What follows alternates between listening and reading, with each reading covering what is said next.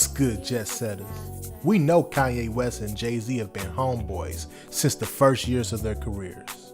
Like most rivals in the music industry though, the two have been pitted against each other, and their cool relationship turned into a hassle. However, despite all that existing beef, it is a fact that Jay-Z almost single-handedly made Kanye West a superstar. Here's how. Kanye got into the music game as a producer in the mid-90s. He started by cooking up beats for local artists in his hometown Chicago. And y'all know that producer life ain't easy. Sometimes you make a good buck, sometimes you don't. But Ye had some really good moments. He produced tracks for prominent Chicago-based artists like Grav, D-Dot, and a couple others. Ye still wasn't satisfied with his job as a producer. The man had much bigger dreams, and we all know Kanye stays true to himself no matter what. In the late 90s, he became the producer for a group of Chicago-based upcoming artists called the Go-Getters, which he also founded. This was Ye's first professional experience as a rapper. However, it wasn't very successful. Ye hired everyone he needed to make the group a success. There were other rappers, a manager, and publicists. And they were doing so well in publicity that they released an album within 1 year of the band. Beyond the group, Ye continued to submit demos to record labels. However, he never got any luck because most labels thought he wasn't gangsta enough to pull off hip-hop. Well, joke's on them because Ye became one of the biggest revolutionaries in the world of hip-hop in just a couple of years. But in the years leading up to that, Kanye struggled with relaying his vision to the people in power, especially since they had their own vision of what hip-hop music should sound like. Regardless, Kanye continued to stay behind the scenes, working as a producer. In 2000, he got a gig to be a producer at Rockefeller. He produced beats for a number of artists within the label, and his talent was so undeniable, he was employed as an in-house producer. He made beats for the mighty Jay-Z and big shot artists from other labels like Janet Jackson, Ludacris, and Alicia Keys. This year was the highlight of Kanye's career as a producer. He made crazy money off Jay's 2001 album, The Blueprint. It was classified as the biggest hip-hop album of all time, the one that was the highlight of Jay's career, and this was largely due to Kanye's dope beats. Of course, he made a lot of money from this gig, and y'all know how people tend to lose track of their purpose when they start earning good money. However, all the money and fame that came from this still wasn't enough for Kanye, and he continued searching for spots as a rapper in other record labels. He met with a record label, Capitol, and was rejected. And even Rockefeller was hesitant to sign a deal with him because they thought he made a much better producer. Eventually, Kanye took matters into his own hands. And y'all know Kanye's way of doing things ain't normal. He decided if he wasn't going to be noticed, he would seize the attention by any means. He resorted to pulling a crazy stunt, but unfortunately, this one did not work how Kanye envisioned.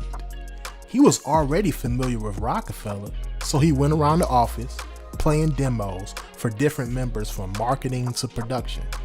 In Cootie Simmons' documentary dedicated to Kanye, we can see how Ye desperately played a track for a marketer. In the marketing office, he tells a woman, "Let me play you some stuff." Then he starts blasting a demo of his future hit song, All Falls Down. Takes out his retainer and starts rapping.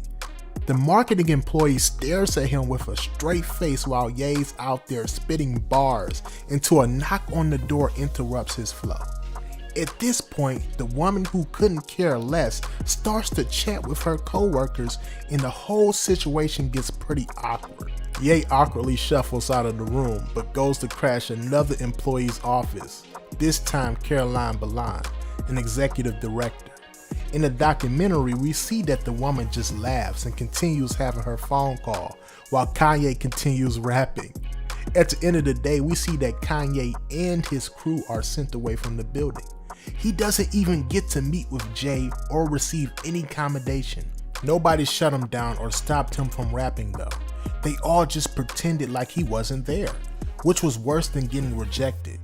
Many upcoming artists end up being discouraged by rejection. A lot of people work really, really hard for their dreams, but it's not meant for everybody. That's why you use auto-tune and I don't. But not Kanye. He stayed true to himself, and eventually Jay acknowledged his talent and signed him as an artist under the record label. Jay later admitted that they only did that because they didn't want to lose Kanye as a producer to another label. In the coming years, Ye proved to Jay and the entire label that they didn't make a mistake by signing him. In just under a year, he produced fire albums that made him and the label a lot of money. Jay and Kanye developed a very close relationship outside of work in those days. They had so many collaborations and even a joint album. They were 100% the closest friends in hip-hop until their relationship suddenly became sour and filled with beef. From 2002 to 2008, Kanye always hung out with Jay and his wife, Beyonce, and their friendship was the most powerful in the music industry. However, tensions between them began after Kanye made that uncool comment interrupting Taylor Swift's acceptance speech at the 2008 VMAs. People noticed this tension continued to increase, and the Carters did not attend Kanye's wedding with Kim Kardashian in 2012. In the coming years, everybody was curious about what happened to their relationship, especially after Jay reportedly said that Kanye was eccentric and too much to deal with. Kanye didn't keep quiet about his grievances with Jay either. He accused Jay of being distant and not being there for him in his hour of need. And Kanye was genuinely sad about that because they were brothers, you know? In 2017, Jay-Z finally admitted that both of them had a brotherly rivalry, but this was not resolved until 2018. That year, we got to see through pictures on social media that there was even the faintest hope of reconciliation between the hip-hop icons. Anyways, it wasn't until December 2019 that Kanye and Jay-Z made their first public appearance together after almost 10 years of beef. After many diss tracks, Kanye featured Jay-Z on a track of his 2021 album, Donda. Fans are excited that the feud is finally a thing of the past, and right now, it's all love. Aww. If you're into rap and you need help writing meaningful lyrics, I can help you out with that. I have a ghostwriting service, and the link is in my description and in my bio. You should also check out vidIQ. They'll help you get your content on point and assist you with tags, titles, thumbnails, you name it. The link will be down below in my description and in my bio as well. Thank you for watching this video. Make sure you like, comment, and subscribe. Until next time.